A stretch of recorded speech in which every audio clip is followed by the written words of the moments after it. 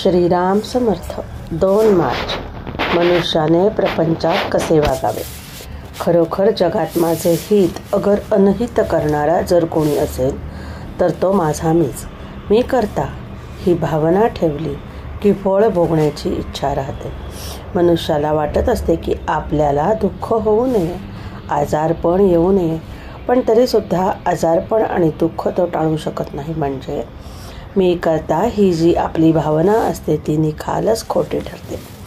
मालकी नसताना घराची मालकी गाजविण्याचा आपण प्रयत्न करतो. याला काय करावे?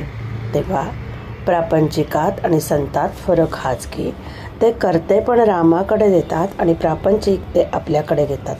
राम करता म्हणावे की सुख कल्याण सर्व काही आलेच.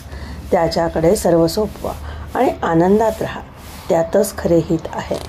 गोड खायला देऊ नका असे डॉक्टरने बजावून सांगितले असताही रोग्याच्या इच्छेप्रमाणे गोड पदार्थ त्याला खायला घातला तर आपण त्याचे अनहितच करतो. तसे विषयाच्या लालचीने विषयाला बळी पडून आपले अनहित करूनच आपण घेतो. आजारी माणसाला 3 गोष्टी कराव्या लागतात. 1 कुपथ्य टाळणे, 2 पथ्य सांभाळणे आणि 3 औषध घेणे.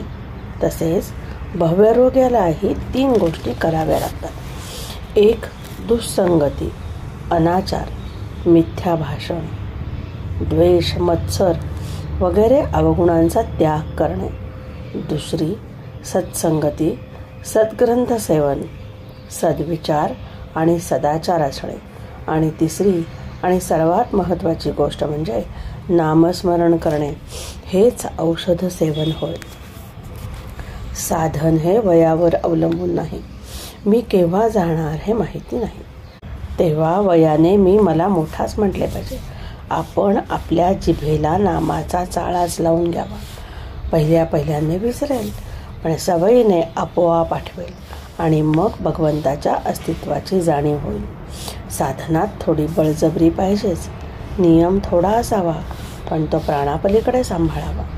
नियम जास्त केला तर तो चुकवता कसा येईल याचा मार्ग मन शोधायला लागते. नाम घेणे हेच भगवंताकडे चालणे होय. साधनेत पुढे आलेले आपण मागे जात नाही ना, याकडे लक्ष पाहिजे. नामाबद्दलची तळमळ कमी व्हायला बाहेरच्या कितीतरी गोष्टी कारण आहेत. रोजचा प्रपंच आहे, व्यवहार आहे, मागच्या आठवणी आहेत, पुढची काळजी आहे. अशात आपले नामस्मरण हट्टाने चालू ठेवले पाहिजे. नामात गोडी उत्पन्न व्हायला नामच घेतले पाहिजे. देवाला अत्यंत प्रिय जर काही असेल तर ते म्हणजे त्याचे नाम.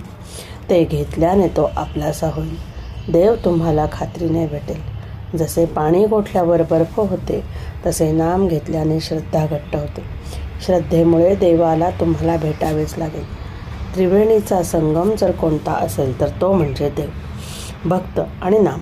जिथे देव असेल तिथे भक्त आणि नाम असते आणि जिथे भक्त असतो तिथे नाम आणि देव असतो. आजचे बोधवचन: तुम्ही भगवंताच्या प्रेमाने अगदी भरून जा. आपापसात प्रेम वाढवा. जय जय रघुवीर समर्थ. जानकी जीवन स्मरण हृदय. श्रीराम जय राम जय राम.